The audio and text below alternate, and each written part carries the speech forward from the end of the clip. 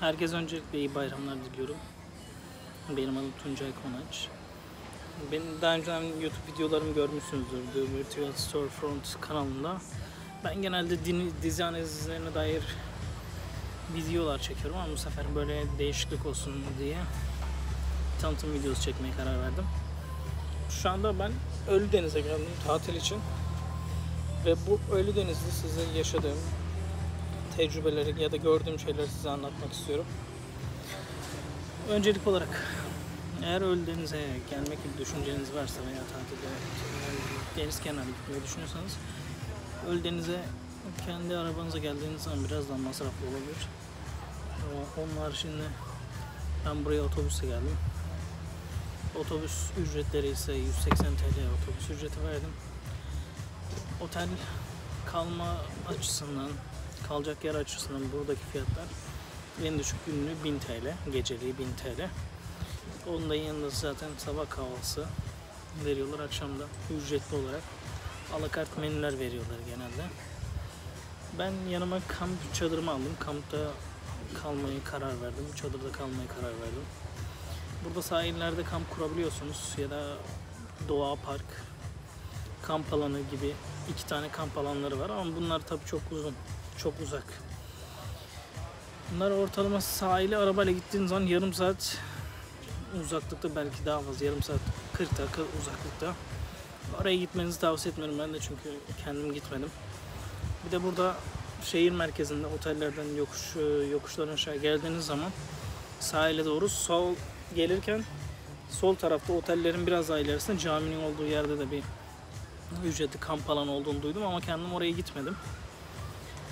Ben gene kampta kalmayı tercih ettim. Ona vereceğim parayı açıkçası daha fazla şeye ücret ödemek, gezmek açısından daha iyi olacağını düşündüm.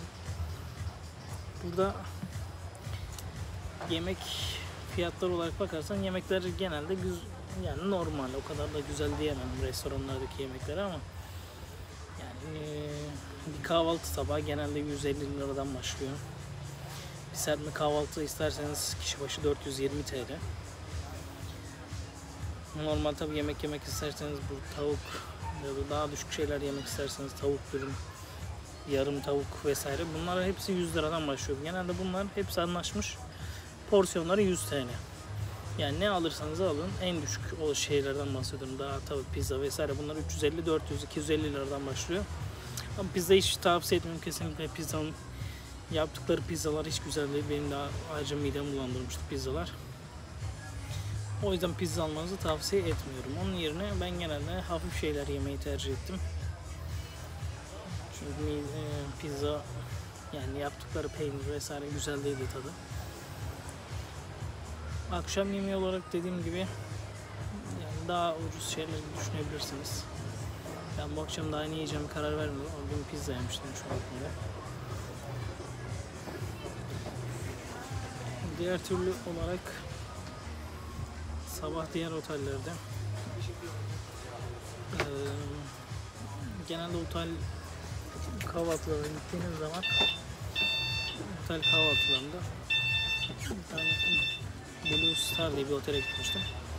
Blue Star diye gittiğim otelde kişi başı bütün açık büfe kahvaltı 200 TL'ydi. Bu gayet doyuyor. Saat 8'den 10'a kadar devam ediyor. Çay zaten sınırsız. Açık büfe zaten, istediğinizi yiyebiliyorsunuz. Türlü peynir çeşitleri vesaireler falan var. Benim çok hoşuma gitti. Ben orada yedim. Zaten onun da videosunu çektim size ilerleyen zamanlarda. Yani ileriki videolarda atar gösteririm.